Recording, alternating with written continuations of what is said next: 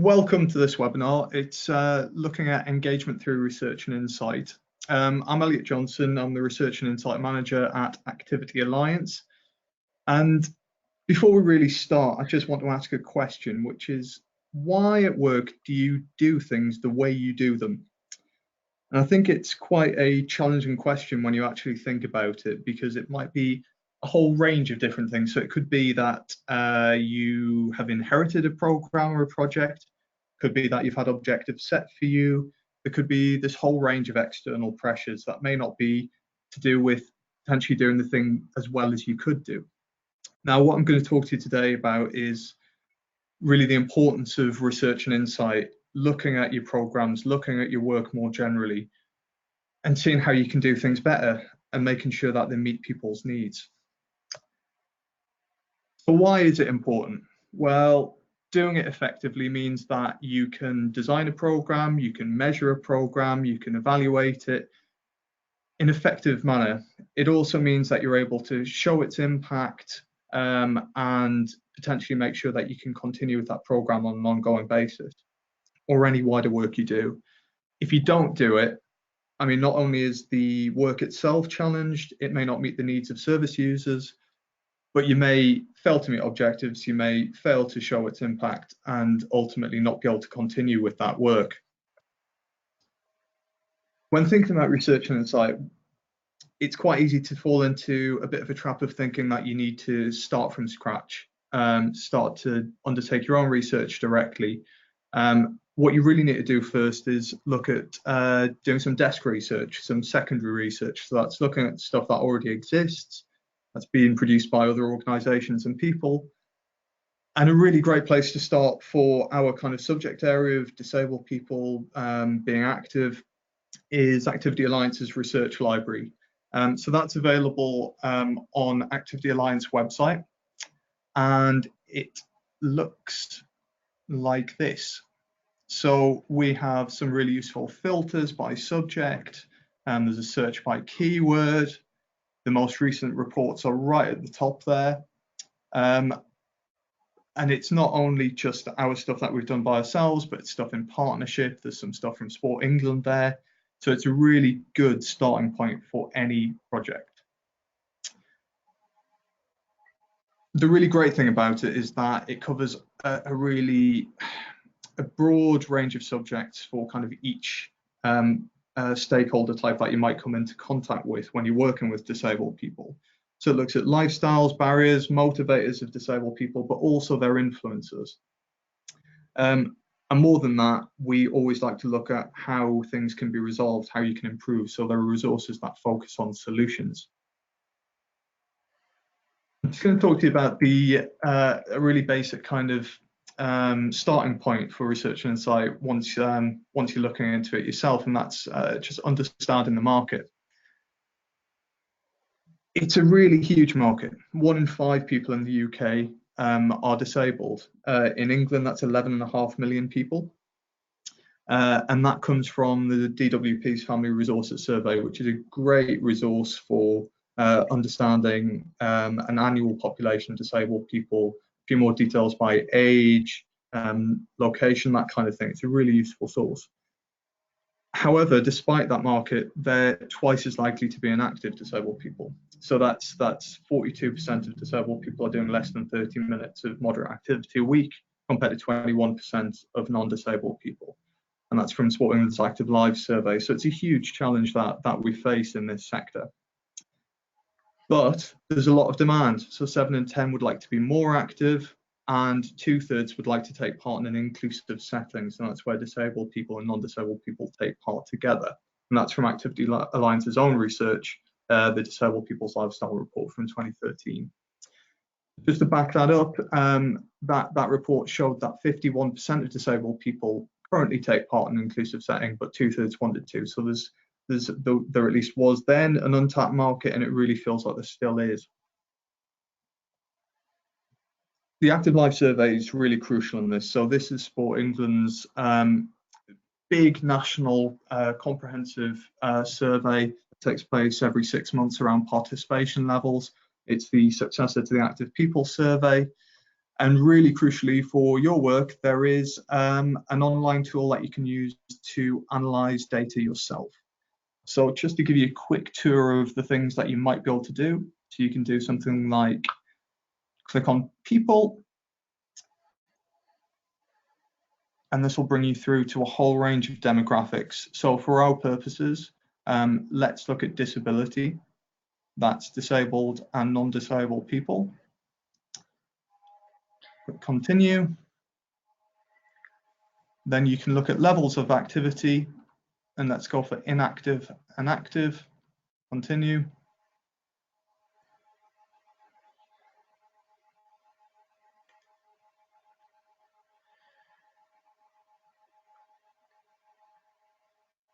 And it brings up this really interesting set of results that confirm what I was saying previously, but you can look at it over time by clicking the tabs at the top. You can edit it. You can also look at locations on that very first screen. So there's plenty of stuff you can do with this. It's a really essential initial step whenever you're looking at information around disabled people.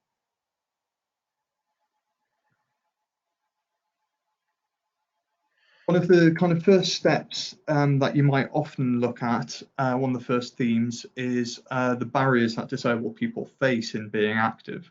And it was one of the very first full-scale research projects that Activity Alliance undertook. So there's a report available on the website called Understand the Barriers to Participation in Sport.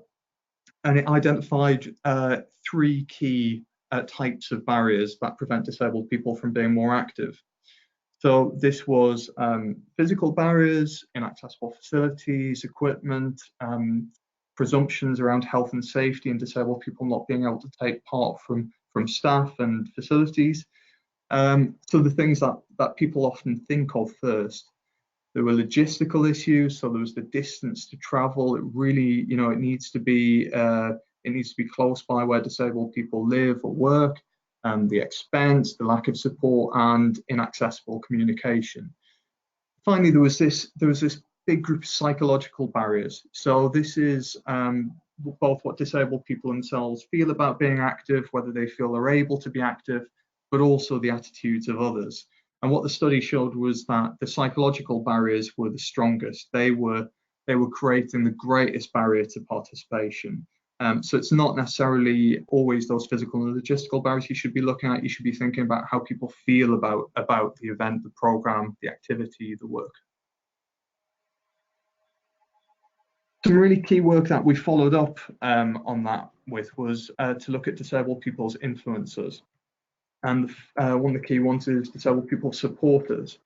So that's anyone from friends and family who give regular care or take a disabled person to somewhere where they can do activity, all the way through to a paid carer. And what we found was that a huge proportion, 4 in 5, said they had some influence on disabled people's activity. They felt that disabled people they support would like to be more active, but too many practical and emotional barriers exist. So again, those emotional, psychological barriers. Despite that, we had some really strong support among supporters. So they felt that it was important to them that the disabled person they support is physically active. That's 9 in 10 of them. That's a really crucial support base for our work, all of our work.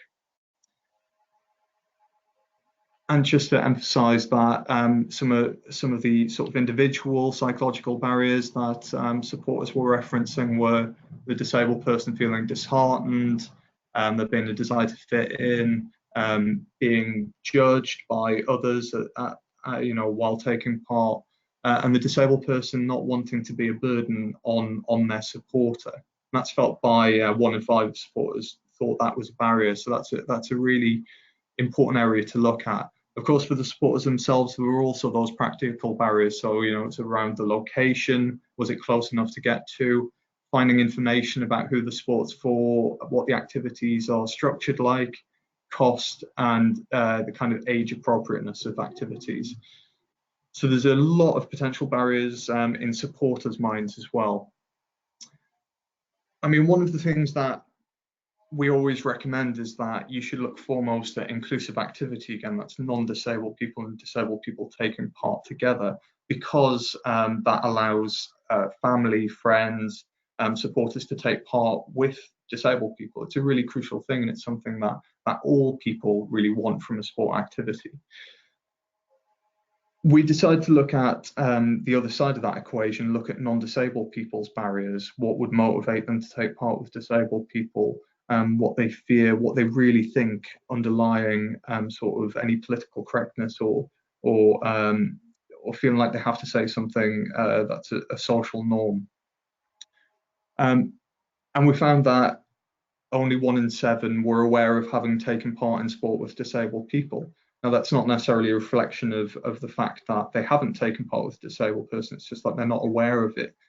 Hidden impairments, they may just not have, they may not have asked, understandably. They may not have an understanding of the breadth of impairments, severity, disabled people there are. 2/3 of the non-disabled people we spoke to had no prior knowledge of what inclusive sport means, but almost 3/4 were open to taking part. So there's still, again, some openness to taking part together. It's just really about making sure that non-disabled people feel comfortable and able to do that, because there were a lot of concerns around communication between non-disabled people and the disabled peers. And more than half were concerned about inclusive activity because disabled people may be patronised by non-disabled people. And again, this chart that's on the screen now just shows some of those individual concerns about inclusive activity. So some really stark ones there. Like more than half again felt that they might be patronising. 37% said they might say something inappropriate to a disabled person. These are really key things. So finally, the kind of closing out that circle of influences, we looked at people who deliver sport and activity. Now, again, around 4 in 5 had no known experience of providing activity for disabled people. And that really leads to a number of things, but primarily low confidence and interest in doing so in the future. And that idea of inclusive activity isn't something that is necessarily been taken up by deliverers. So a lot don't really know that it might relate to including disabled people, but they fear that it might negatively impact on non-disabled people's experience and kind of change the nature of the sport. This chart just shows that there's a real correlation between confidence and interest delivering to different groups, and it tends to be quite low among deliverers overall when thinking about disabled people, specific impairment groups, and it's also just very clear that experience, that confidence, that interest are really closely aligned. Finally, it was clear that those who were experienced were much more likely than those who weren't to think that disabled people would be best served by inclusive sessions. So they really a greater understanding of what disabled people themselves might seem to think as well. And there was also a belief that training around inclusion and around adaptation of activities would help to increase confidence, interest, and hopefully kind of create a virtuous circle. And this chart just emphasises that fact. So what are some of the solutions in encouraging disabled people to take part? Well, one of the really crucial studies and resources that we have is the Talk to Me 10 Principles. So this was a study that was with disabled people, was with providers of sporting activities, and was really an attempt to say, how can we boil some of the potential ways to improve things down into a manageable number of recommendations, how to make communication more effective, how to make the sessions themselves more effective. And we have a whole range of resources around that. So we have a 10 principles page, activityalliance.org.uk, /10 and it brings together all of the resources that we've produced. So the principles themselves, the Talk to Me report, the films that we've produced that are available on our YouTube channel. Just a really useful resource in one place that you can go to and really think about how you work, how you deliver things, how you might be able to make them more suitable for disabled people's needs in the future. So what are the 10 principles? Well, there's a first group that's around driving awareness. Now that's making sure you're using the right communication channels that disabled people trust, so social media, local media, making sure that you use a variety of channels because one isn't likely to be suitable for everyone. Second is around my locality, so making sure things are available close by to where disabled people live and work, making sure that it's not an additional barrier to participation, just simply having to travel so far. The second group is around engaging the audience. So principle 3 is me, not my impairment, and this is a really crucial one. So this is about making sure that your activities aren't advertised in such a way that it's solely about disability or impairment. Emphasize the things that are important to disabled people, their values, feeling free, taking part with friends and family, socializing, progressing in life, all of these really crucial things.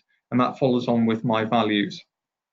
So we have a report called Motivate Me, and it's also in the Talk to Me report where you can really dig down into some of those values and take them on board a bit more in your communications.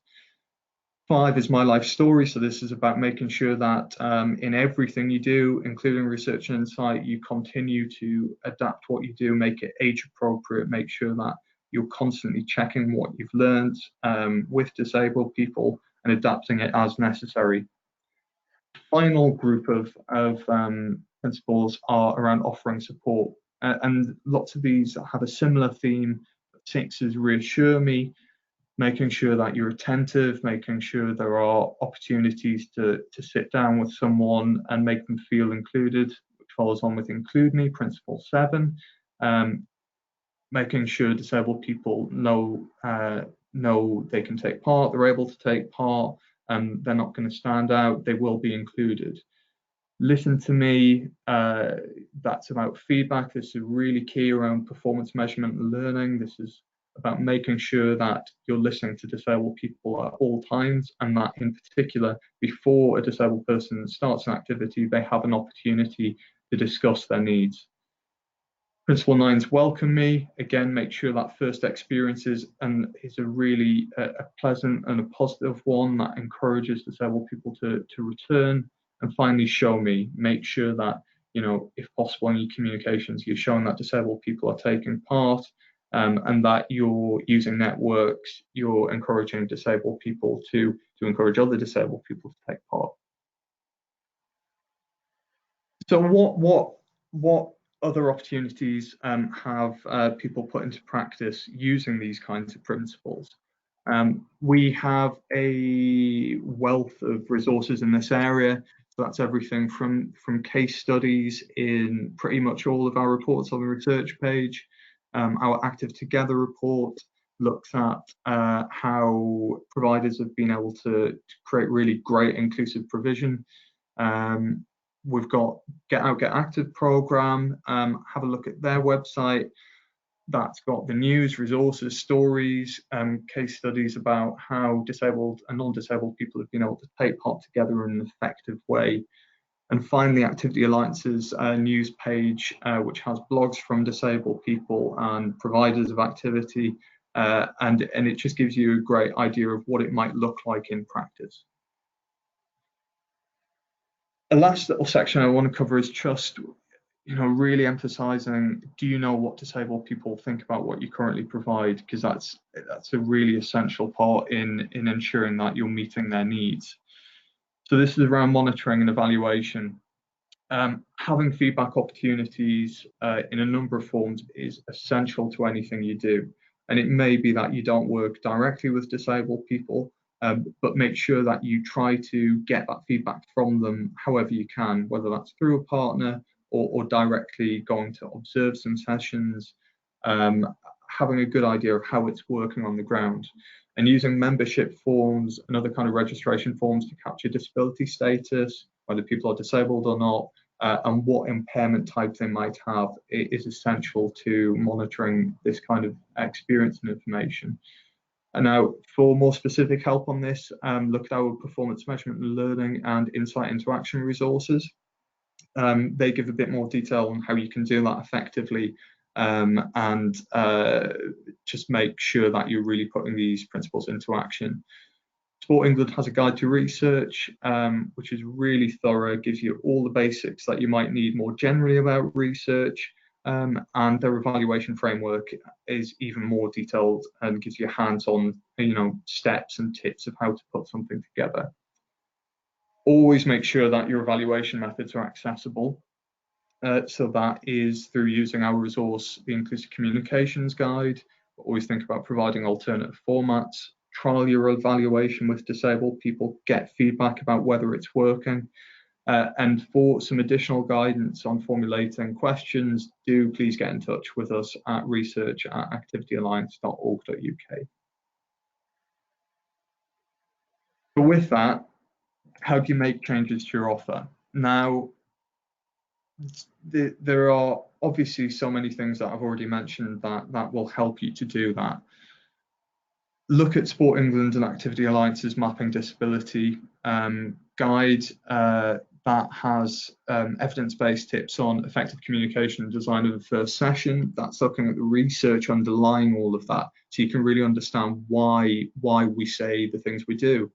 And always continue to ask disabled people what they think about the changes that you're suggesting, if they could be done more effectively, what they would like to see. Talk to disabled people in your local area, talk to disabled people's organisations, local charities, share ideas. This is about a continuing process of improvement. Think about other relevant stakeholders. So what we've already mentioned, deliverers, supporters, non-disabled people who are taking part. Make sure everyone's opinions are being included in this improvement process. And finally, much like that principle around